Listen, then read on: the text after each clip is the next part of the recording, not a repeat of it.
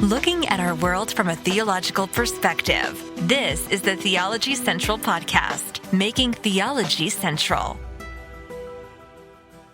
Good morning, everyone. It is Friday, September the 20th, 2024. It is currently 10:36 a.m. Central Time, and I am coming to you live from the Theology Central studio located right here in Abilene, Texas. Now, a lot of times, I like to begin a broadcast by asking you a question, right? And I try to use the questions to get you thinking about a particular topic. So I'm going to ask you a question. A lot of times I tell you to get a piece of paper and write some things down. I know most people don't actually participate, but if you can, I want you to grab a piece of paper and I want you to ask this question, all right? Or I want you to answer this question. I'll ask the question, okay? I don't need you to ask the question. I'm going to ask the question. You answer the question, all right? We got to at least get that straight. If we don't get that straight, we're never going to get anywhere today, okay? But I'm going to ask the question. I want you to write down, or I'll ask the question this way. What have you purchased today? What have you bought today?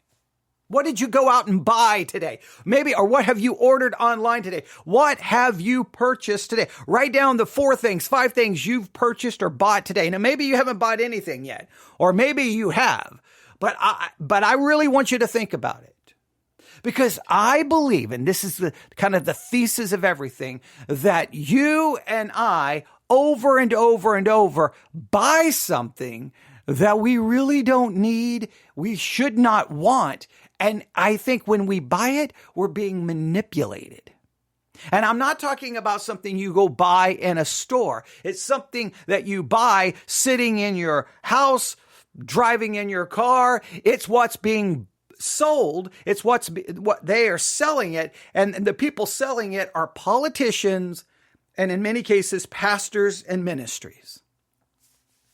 They're selling it and we are buying it over and over and over and over again. And we're being manipulated. We're being used. They sell it. We buy it. The only people who benefit are the ones selling it, not those who buy it. We are worse off. And you may say, well, what are you referring to? I am referring to how politicians and how many pastors and how many ministries sell fear. They sell coming apocalypse. They sell a coming destruction. They sell panic. They sell fear. They sell worry. They sell anxiety. And there's a public out there just buying it and buying it and buying it over and over and over and over again. And the cycle continues. They sell it. We buy it. They sell more. We buy more. And then we find ourselves filled with fear, anxiety, worry, panic, concern. And at some point, it has to stop because it's been going on at least my entire Christian life. I've watched it, but it's been going on forever. And I just think it continues to increase and it gets worse and worse and worse. So what did you buy today? Now, obviously now you know I'm not referring to, if you bought food or if you, not a tangible, product. What I am referring to is, did you buy fear today? Did you buy panic today? Did you buy some scare tactic that's being sold to you by some politician or some ministry? Now, my entire Christian life, I've watched this play out in the church. Right? I mean, we've talked about it many times on this podcast. In the 1980s, the great satanic scare was sold by church after church after church. Satanists are everywhere. Satanists are out to get your kids. Satanists are going to kidnap your kids on Halloween and offer them as a satanic sacrifice. And it was the great satanic scare. And much of it or some of it was driven by the Satan Seller, written by Mike Warnke, who was a supposed Christian comedian who was supposedly a former high satanic priest. And then, well, he sold it and Christians bought it and they bought it and they were all, and it was like Satan is out to get us everywhere. Remember the great, if you take your album and play it backwards, there's hidden messages from Satan in the song. You may not hear the message forward, but if you play the message backwards, you will hear it. And so when you listen to it forward, your mind hears that hidden message inside the music. Oh, and then there were burning records and, oh no, Satan is out to get us. We were all told it was the end. Okay. Over and over and over, this has happened in Christianity. And let me tell you, I bought it over and over and over at different times in my Christian life. Oh, this is this. Oh, what are we going to do? This is so bad. Oh, no, this is happening. Oh, this is happening. Oh, this is happening. And every single time I would think just things just kind of continue moving on. In fact, a lot of my early ministry was kind of, I had bought into, man, the church is in trouble. The church is just done. What's going to happen? And in many cases, I was buying the fear and the panic and the next big disaster. I was buying into it. How many times did I see books in Christian bookstores about the coming economic collapse? We're all going to be in the Great Depression and it's over. Or the coming persecution. We're all going to be put in FEMA camps and they're going to take away our Bibles and they're going to shut down our churches and they're going to shut down our Christian broadcast and we're all going to be locked up and it's coming. And things just continue and continue and continue. Ministries love this because almost inevitably they sell the fear. They sell the panic. And then what is the solution? Well, you need to buy their book. You need to subscribe to their ministry. It's usually they're selling something. See, they sell the fear, you buy the fear, but what they're also selling is a supposed solution. So they sell fear, they sell a solution, and the solution is always they get money. They get something from it. You need them. The Satanic Bible and the beginning of the Satanic Bible has the 9 statements of a Satanist. See, I'm looking for I don't know where my Satanic Bible is.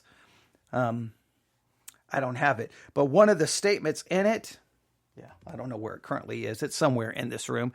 It is Satan is the best friend that the church has ever had because it's kept it in business for all these years. Well, there's a little bit of truth to that. Hey, Satan's out there to get you. You need the church. You need us. You need us. And so the church sells fear. It sells panic. It sells coming disaster. Now, I know there's a balance here, right? Because sometimes as a pastor or as a Christian broadcaster, you've got to turn on the microphone, stand behind the pulpit and say, hey guys, we got a problem here. This is not good. This is definitely not good. So but the thing is, you got to, and I even hate the word selling. You got to share it. You got to speak of it, but in a accurate way, right? You can say, here's a problem, but you don't have to sell it as if we've got 10 seconds till doomsday.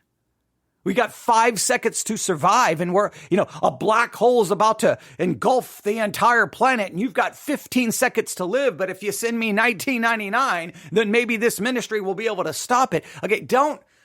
That's the problem is we sell it as if the end has arrived.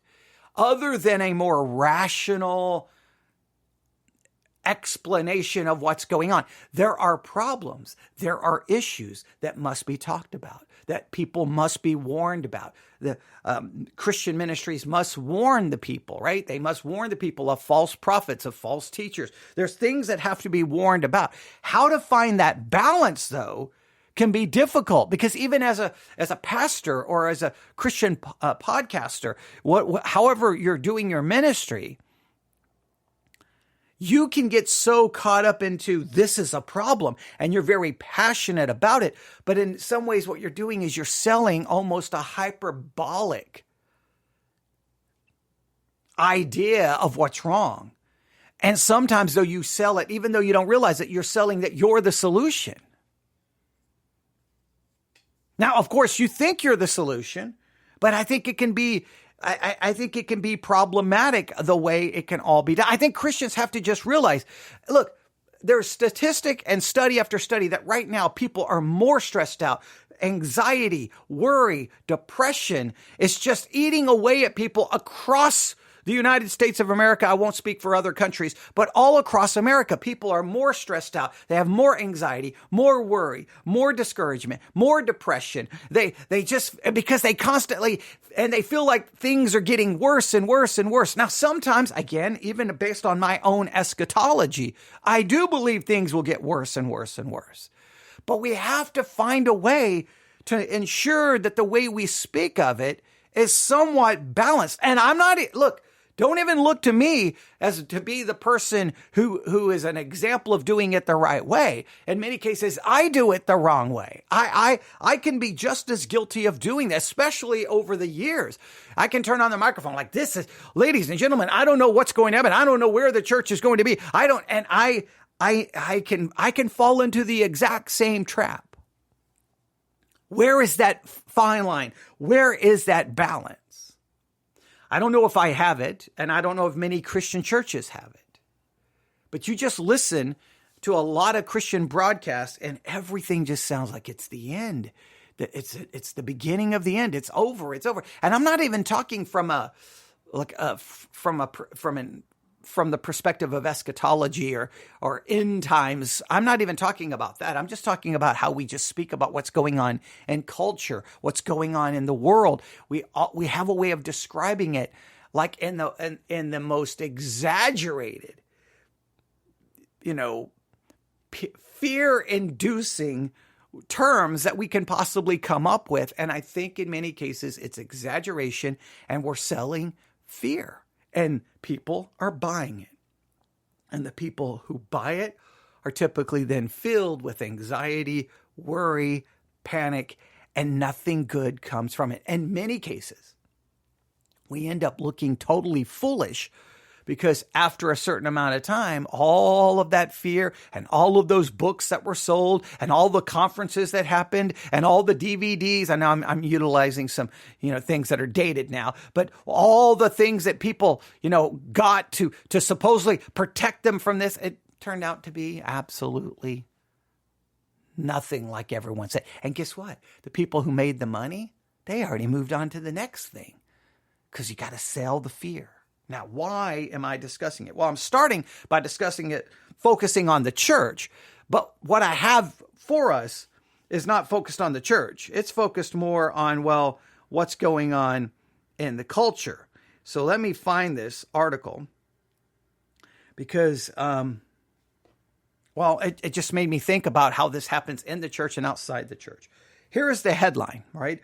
This comes to us from NBC News. It was published September the 20th, 2024 at 6 a.m. Central Time. So at 6 a.m. Central Time this morning, I like to refer to that as Texas time or the correct time. All right. At 6 a.m. this morning, Texas time or correct time, NBC News posted the following headline: Apocalypse delayed. Trump keeps promising a doom that never comes. Trump keeps promising a doom that never comes. Now, they're going to focus on Trump. And of course, some of you who are, Trump, you sleep in a Trump flag. Okay, maybe that's a little bit of exaggeration, all right? But the point is, you love Trump. Don't get all offended and get all mad because Trump's not the only one who does this. Politicians have been doing it forever. Christians do it. Ministries do it. Churches do it. Everyone keeps promising and selling a doom that never comes. Here's the story. If the election does not go his way, the economy will tank. Christmas will be canceled, and America as we know it will be finished. Donald Trump promised in the run-up to the 2020 election. So to the run-up to the 2020 election, that was 2020, right? Leading up to 2020 election, Trump was saying if the election does not go his way, the economy will tank, Christmas will be canceled, and America as we know it will be finished. The race did not go his way, of course, and none of Trump's prophesied cataclysms materialized under Joe Biden's presidency. But that has not stopped Trump from recycling some of the same dark predictions about, well, the new election. And I've heard it over and over and over. If this election doesn't go a certain way, it's the end of the country. It's end of America. We're all gonna. And I heard the same thing when the election with Obama, the very first one. If Obama is elected, we're all going to be Muslims. The churches are going to be shut down. They're going to take away our Bibles. Oh, they're going to take away our guns. Oh, over and over. I've heard this stuff so many times that I've become absolutely just numb to it. Again, Trump's kind of doing the same thing this time with the new election. If he's elected, this is what, reading some of the things that this is back in October 2020. If he's elected, the stock market will crash, Trump said in October 2020 during his only debate with Biden. If he gets in, you will have a depression, the likes of which you have never seen. The depression never happened. Stocks rose during Biden's presidency, but Trump recently predicted that a Harris victory would lead to a massive stock market downturn and a 1929-style depression. The stock market just broke some record, I believe, yesterday.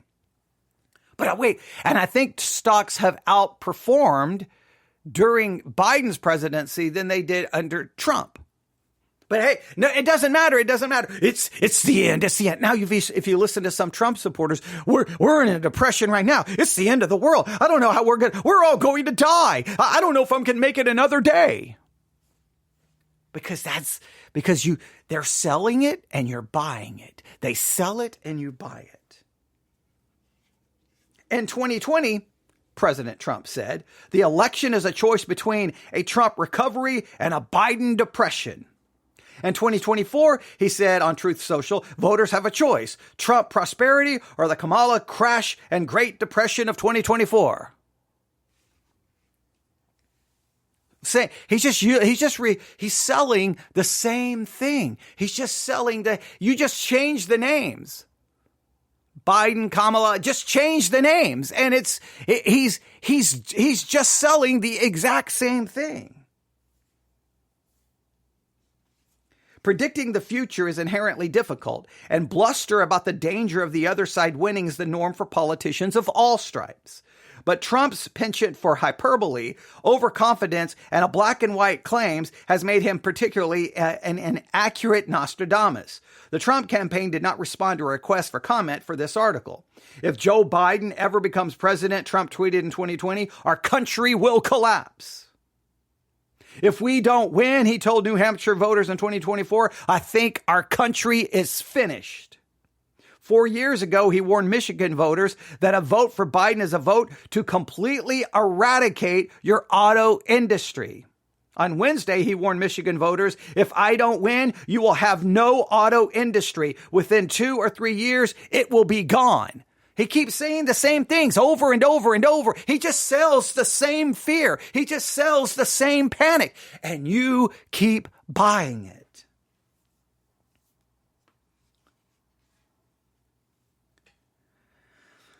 And Trump's predictions about life under a Biden presidency grew more and more apocalyptic as Election Day drew nigh in 2020.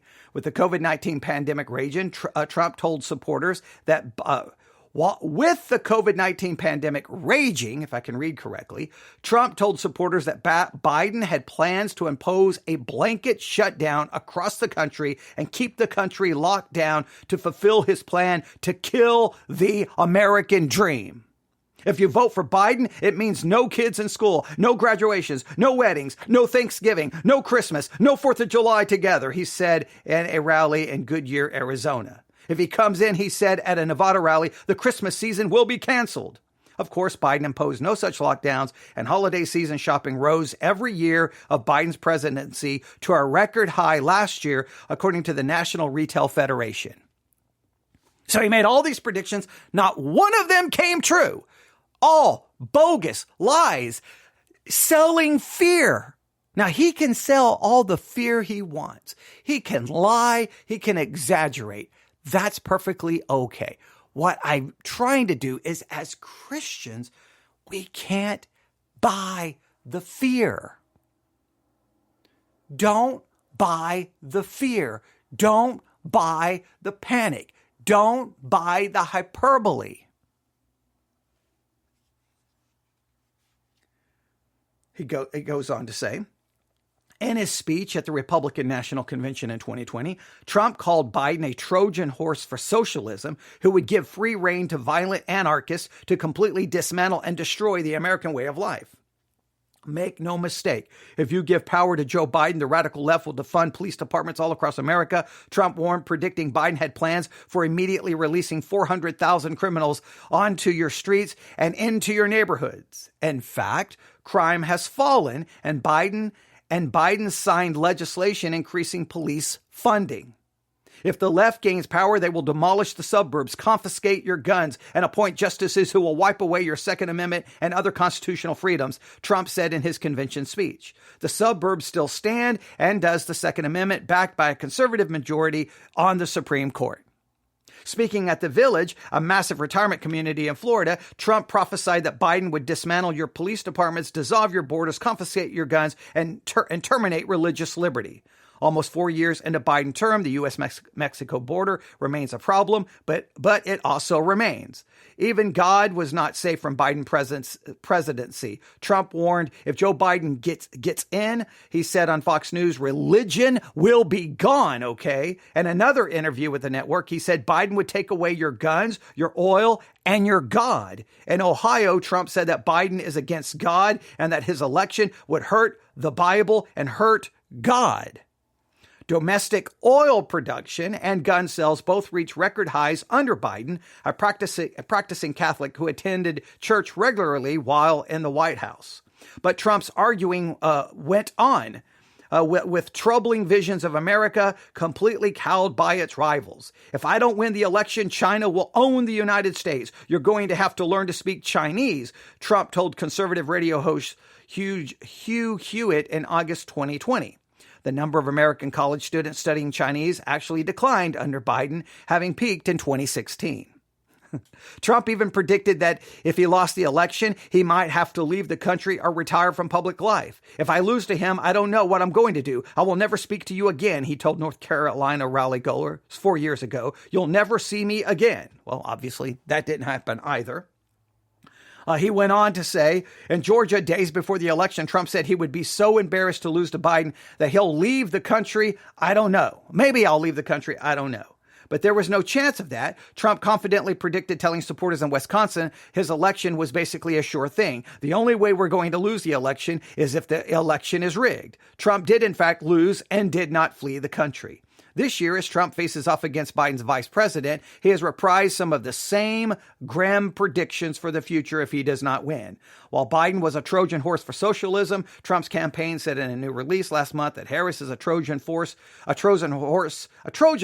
for a nation-destroying spending, a communist price controls, and open borders. I mean, he just repeats the same thing. He continues to sell it over and over and over again. All right. And reprising his false prophecy from 2020, Trump has been telling supporters that this election too is a sure thing, and the only way he can lose is if it is rigged. Of course, setting up again more problems and difficulties, just like he did last time. He continues to sell it, and we could go on and on and on, and all the things he keeps selling. He keeps saying the same things over and over, and the things he is selling is just insanity. And no matter how much he sells it, there's the American people out there that will buy it. They buy it. They buy into the panic. They buy into this. And this way of thinking has to stop. Now, I could go through and read a lot more of the article. I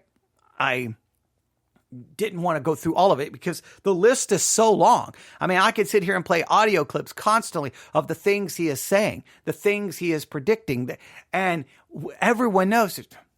Just stop. It's just stop. I mean, he constantly says, there'll be no country. There'll be no country. There'll be no country. He's the only one who can save the country. And if you look on Truth Social and you look at Trump supporters, that's basically the way they think. And you're like, well, wait a minute. we've had 4 years without Trump. Why do we still have a country? And Trump was in power for 4 years. Why didn't he fix all the problems? Like, you could just ask basic questions, but it doesn't matter. The end is here. The end is here. The end is here. Many politicians, campaign, and even many ministries rely on a fear-based strategy to galvanize support. So let's consider the role of fear and persuasion. Let's consider fear as a tactic in trying to persuade people, right? Remember, did you ever have to take speech and you had to give different kinds of speeches, like an informative, a persuasive, right, kind of speech, right? You remember that? If you took a speech class, you know you had to do the different kinds of speeches, right? Well, let's look at the role of fear and persuasion. Fear can be a powerful motivator. It taps into basic human instincts for survival and security, making people more alert to potential threats and more willing to act to avoid danger, whether in politics or ministry.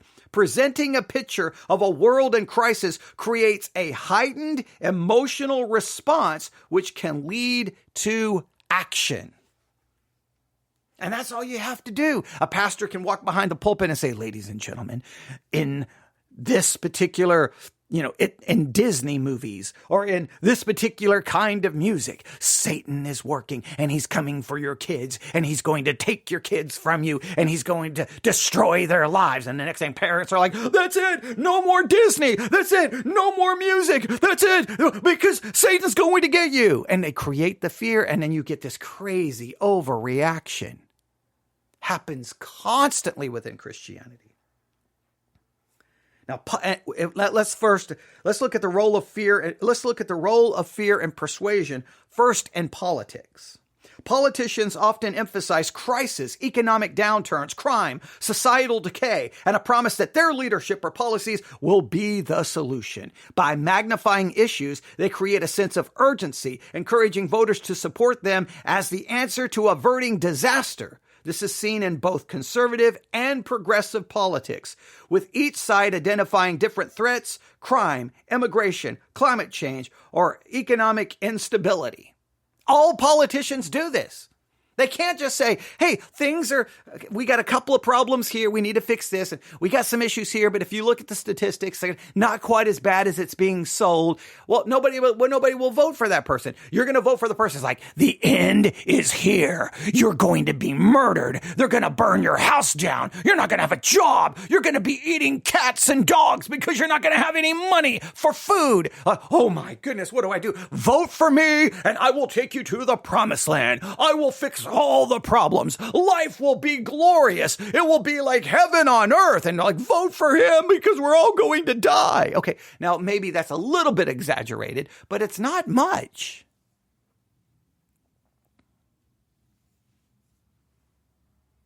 If I've heard every single time that we were on the brink of total and utter annihilation and we're no longer going to exist, I mean, if I had a dime for every time, I would be rich. Okay. Maybe that's a little bit of exaggeration, but there would be a lot of money there because I've heard it over and over and over and over. It seems like my whole life. Now, within ministries, within Christianity, let's look at this idea of fear and persuasion within Christianity. Some ministries may take a similar approach, focusing on the decline of morality, societal values, or spiritual dangers. They may position their message as the solution to restoring faith, protecting the family, or saving people from eternal consequences. The appeal often capitalizes on a fear of judgment, persecution, or loss of divine favor. So ministries use the same tactic. Fear as basically a strategy, as a manipulator to persuade people. And you just scare everyone absolutely to death. And then you get some action. You get some things going. I mean, I could play audio of ministries that just do this Monday, Tuesday, Wednesday, Thursday, Friday, Saturday, Sunday, Monday, Tuesday, Wednesday. And it's just the same over and over and over. So there's the role of fear and persuasion. Let's consider the appeal to security. By creating fear, politicians and ministries position themselves or their message as the path to safety. The promise is that if you align with them, vote, donate, follow, you will be protected from the dangers they've outlined. This creates a sense of dependency. For politicians, the message is often the world is chaotic, but if I am in power, I will fix it. For ministries, it may be the world is spiritually dark, but through our teaching, you can find the light. That's the way it works. You sell the fear. The people buy it. Now the people are filled with worry and anxiety, but you're like, dun, dun, dun, dun, do not fear, for I am here and I have the solution. Vote, donate now, follow me, buy this, buy my book, come to my conference.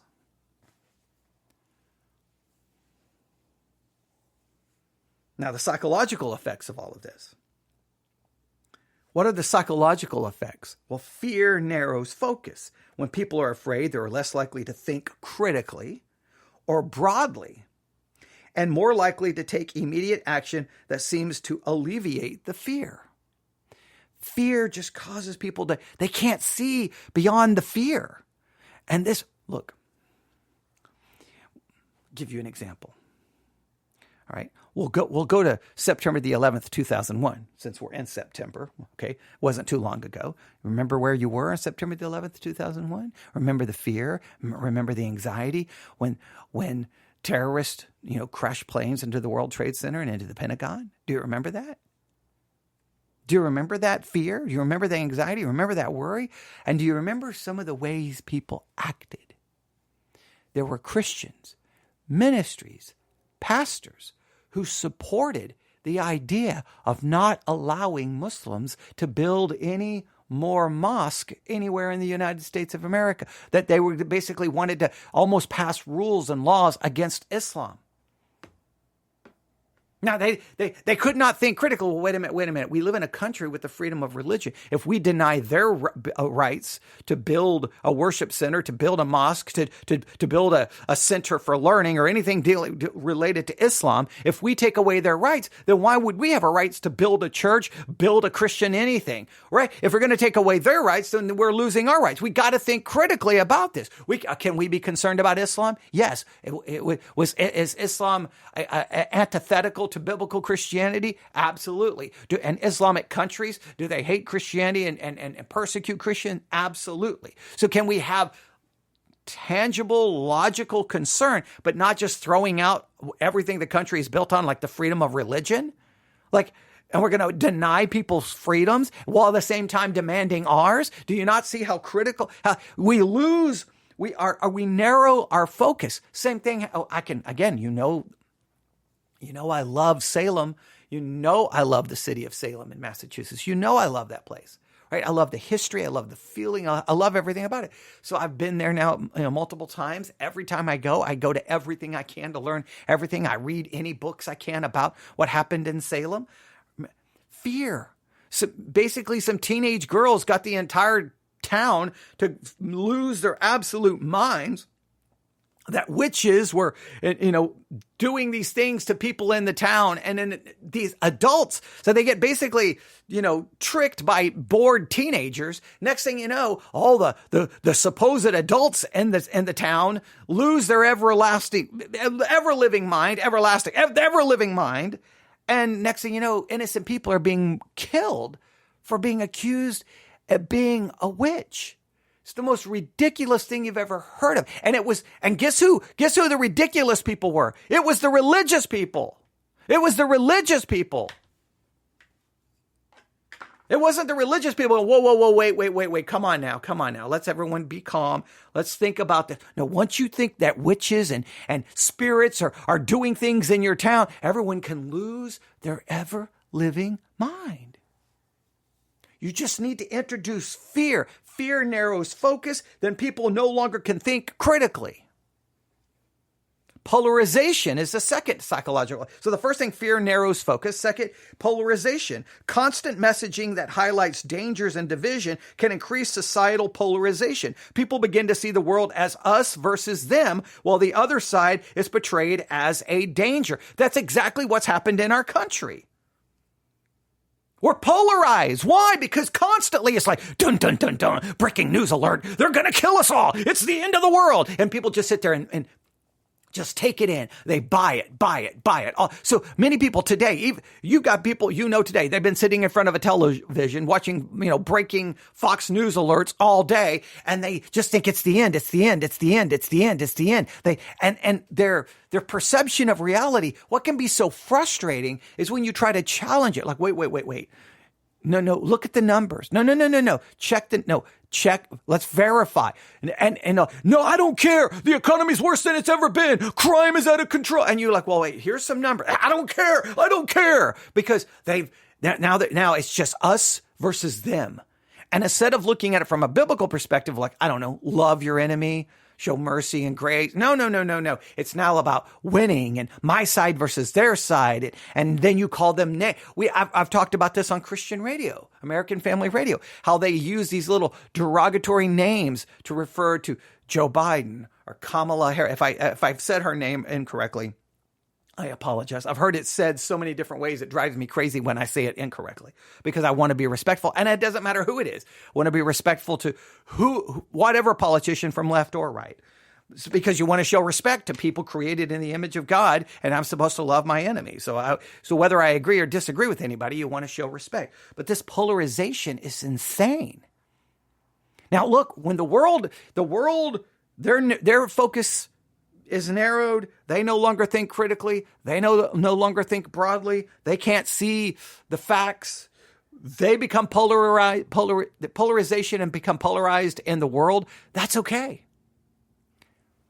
The church is where this should not be happening because of this. We are not to act being manipulated by people selling fear. We are supposed to be the ones who say, no, we don't buy your fear. You're selling it. We're not buying it because we are going to try to look at the world from a biblical perspective. Now, are we always going to do perfectly? No, but we have to constantly be struggling. Go, no. I'm not going to allow fear to control my thinking. I'm going to think critically and I'm going to think broadly. And I'm not going to allow myself to become polarized and seeing everything as me versus them type of perspective. So the first psychological effect is fear narrows focus. Second, polarization. Second, desensitizing. It desensitizes everyone. Over time, constant fear messaging can lead to desensitizing people, and people may either stop responding to it or they might live in a constant state of anxiety and helplessness, losing sight of hope. People become desensitized to it. And you kind of see that over time. Or you just find people constantly in a state of anxiety, helplessness, and lost all hope. Either way, the psychological effects of this fear selling, fear mongering, this whatever you want to refer to it as, it is wrong, and we can't allow ourselves to do this. Now, from a Christian standpoint, the Bible often calls believers to reject fear as the primary lens through which they view the world. Right? We know this passage.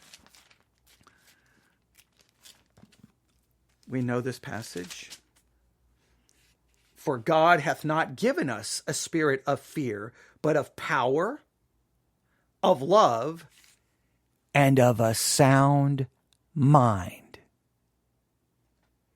While the world spins out of control, and there's polarization, fighting, fear, wrong thinking, chaos, while Trump is selling all of his stuff, the Christian should be, God has not given me a spirit of fear, but of power, of love, and of a sound mind.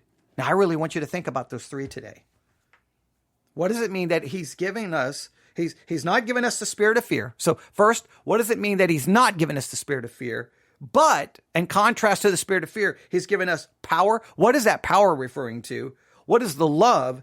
And what is a sound mind? That's what we need to see the world through that. Not through the lens of fear, but through this idea that we now have power, love, and a sound mind. What exactly is that referring to?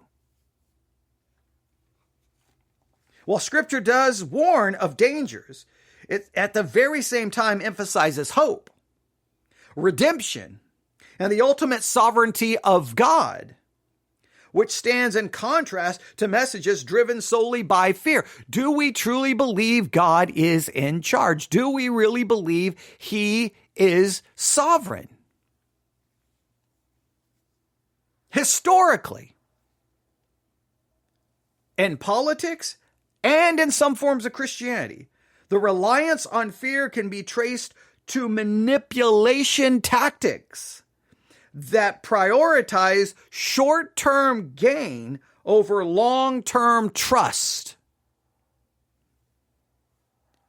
Historically, within politics and some elements of Christianity, the reliance on fear can be traced to manipulation tactics that prioritize short-term gains over long-term trust.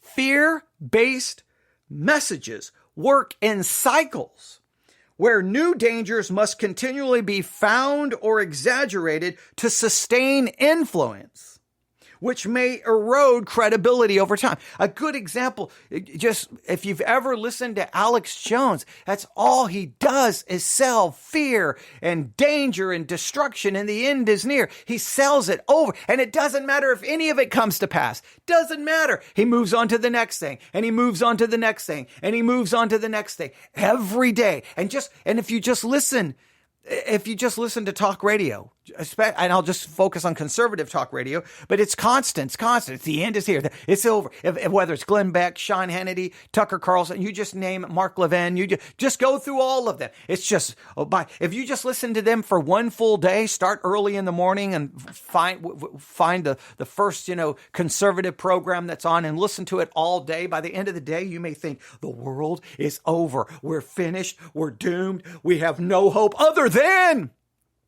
Donald Trump. He will save us. I'm like, well, wasn't he president for 4 years? How come he didn't fix all the problems? And remember what Donald Trump was telling a group of Christians just not too long ago? If you vote for him, you'll never have to vote again. What is that? What are you talking about? As he constantly sells the fear in the end. Now, I'm not saying there's not legitimate concerns on all sides. The key is, how do we express legitimate concern before it turns into a sensationalized, just hyperbolic, crazed approach that just creates fear? Because it's manipulation. You're being manipulated. Using fear as a tool for influence raises ethical concerns. While there may be legitimate problems in the world, the question becomes, are these issues being responsibly addressed, or are they being exaggerated for personal or institutional gain? I want you to hear that again. While there may be legitimate problems in the world, the question is this: are these issues being responsibly addressed, or are they being exaggerated for personal or institutional gain? The people selling fear, that you're the one who's going to buy it, and they're the ones who are going to gain, not you. You're not going to gain anything. They sell it. I hate to say it, you're just being used. Politicians use you. They sell you something, whether true or not true. You buy it. You think you're going to get some sense of everything's going to be fixed, but it's never going to be fixed. It's never going to be fixed. Even if they win the election, the next election to come, they're going to make the same claim. Oh, the end is here. You've got to vote for me again. Well, wait, you were just in power for 4 years. Why did not you fix everything? Why didn't you? And then they'll try to claim, well, I fixed everything. It's just lies and exaggerations and half-truths and misinformation. And we just buy it. The church should not be buying it. Whether the message is coming from outside the church or even if the call is coming from inside the church. Stop buying the fear and the manipulation and the half-truths. Stop buying into it. Now, I'm not saying that I turn on the microphone and go, everything is wonderful. Everything is great. Everything is perfect. No, that would not be accurate either. The key is to say, this is a problem. This is a concern. This is an issue. We must address it. But then we try to address it in a rational way. I know that doesn't make for good preaching. That doesn't make for good podcasting. I know that. You got to sell the fear. You got to sell that this is a disaster and the church is falling apart. I know I've been there, done that myself. Because I bought into, in many cases, the exaggerated understanding of the situation. Now, I don't know how to balance it out all the time, right? Because sometimes you can play down the problem when you shouldn't. Sometimes you can play it up when you shouldn't. How to be accurate.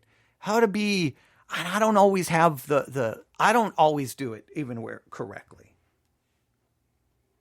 When fear is exploited, it can lead to manipulation and exploitation. For example, ministries or politicians might offer themselves as a sole solution, drawing resources or allegiance from people who are frightened into action. This can breed dependence rather than empowering people to think critically and act independently. We got to have critical thinking, not panic thinking. Critical thinking, not manipulation. One of the things I often get so frustrated about church camps is you take impressionable teenagers, you send them off to camp where they're isolated, right? They're isolated and they are manipulated. They have some emotional experience, they come back, and then what happens? The emotional experience finally collapses and gives way to reality. So when you got them there isolated, then you can manipulate them and then you can indoctrinate them. That's not Christianity.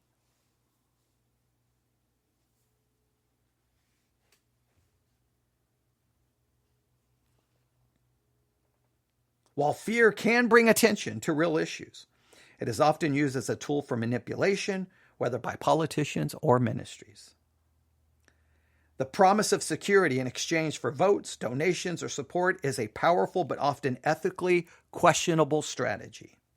As a believer, a healthy response is to balance vigilance with hope, not allowing fear to be the driving force behind decisions, and instead seeking wisdom and trust and more enduring principles of truth and justice.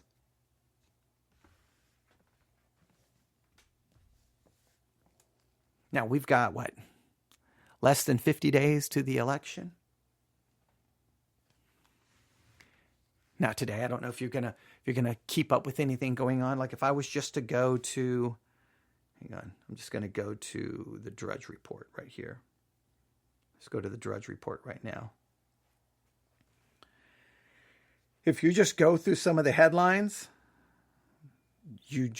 by the time you get done looking at this, you may be like, what is happening right here? What is going on? What is happening? All I'm saying is, when you look at a news article, there may be an element of facts. Don't take those facts and then create fear and a disconnect from reality. Don't allow fear to so narrow your focus that you cannot think critically. For every dun-dun-dun Fox News alert, you got to go, wait a minute here. Let me think critically about this. Let me check. Let me think. Let me process. Let me not just react.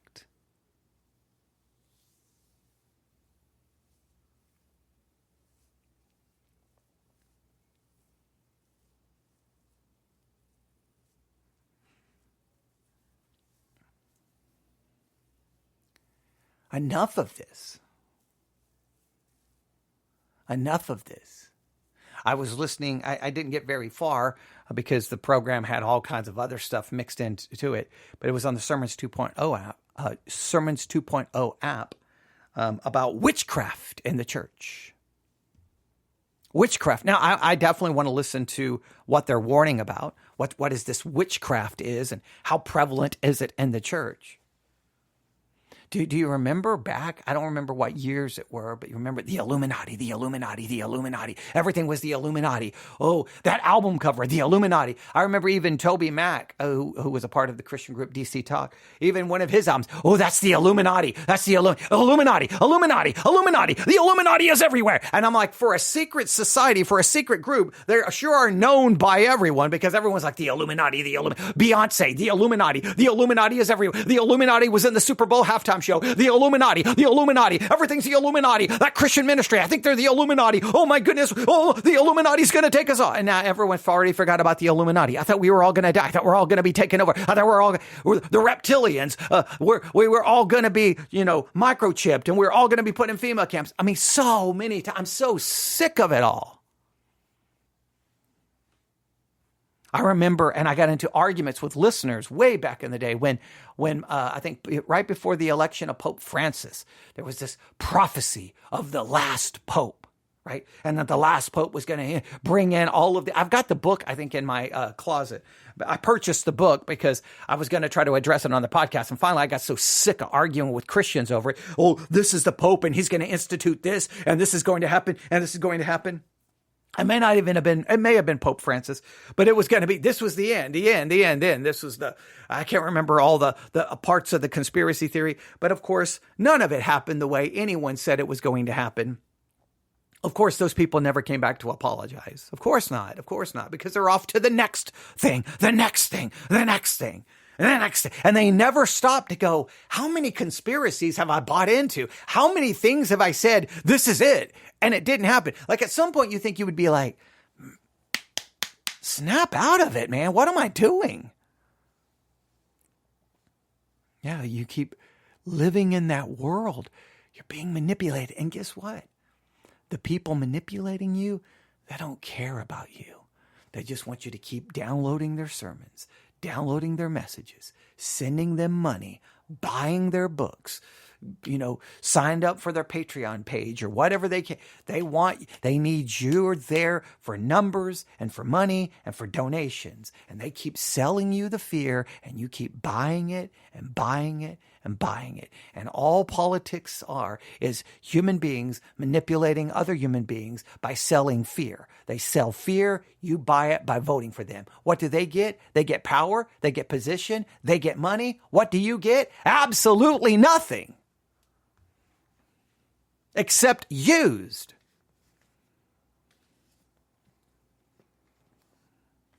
Now, you may say my perspective is very, very cynical. It is very, very cynical. I have no problem acknowledging that. And look, I'm guilty of some of the same things. I don't know how many times I've turned on microphones going, man, the church is in trouble. This is, and look, there are issues in the church. And I do believe every issue that I've ever pointed out was legitimate issues. And I think I was right to point it out. And I think I was right to condemn some of the problems. I just don't know if I always stated it in a more accurate way, or if I stated it in almost like I was selling fear or panic. Now, I've tried to, maybe as a church, I tried to, I think I can look back. I struggle with, I always struggle with all my failures and shortcomings because I have so many. But I always try to sell my church as an alternative. But there's probably an element where I'm like, hey, all these other churches are messed up. We are the answer. I probably did sell it that way. Now, at times I would try to correct it, say, we're the alternative. You can go do church any way you want. Go. And I was very strong on that. Look, if you don't like what I'm doing, go wherever you want. I don't think I ever said that you're not a Christian. Maybe back when I was hardcore into lordship, maybe I did. But typically I was like, no, you go do it. And I even do it with the podcast. Look, you've got go listen to the other podcasts. You got plenty to choose from. I've always tried to say that I'm offering something different and being an alternative and a unique perspective, which I do believe that's accurately to describe what I've always tried to do.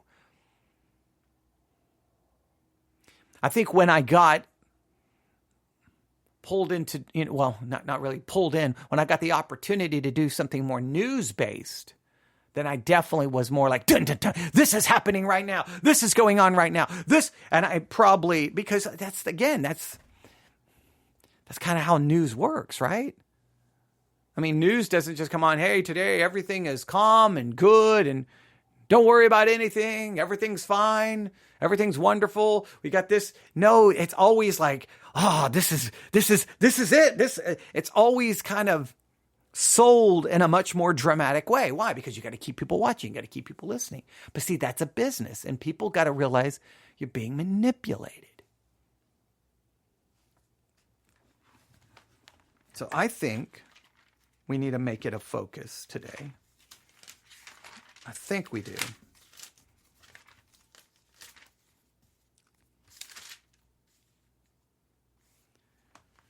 That 2 Timothy 1:7 is at least a starting point, right? God hath not given us a spirit of fear. What does it mean that we do not have a spirit of fear? And what does it mean? Power, love, and a sound mind. That 2 Timothy 1:7 is where we need to focus today. And try to see if we can adopt that versus fear.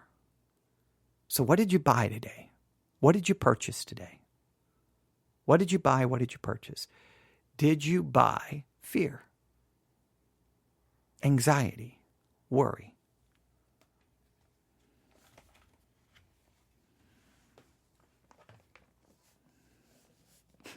It's funny.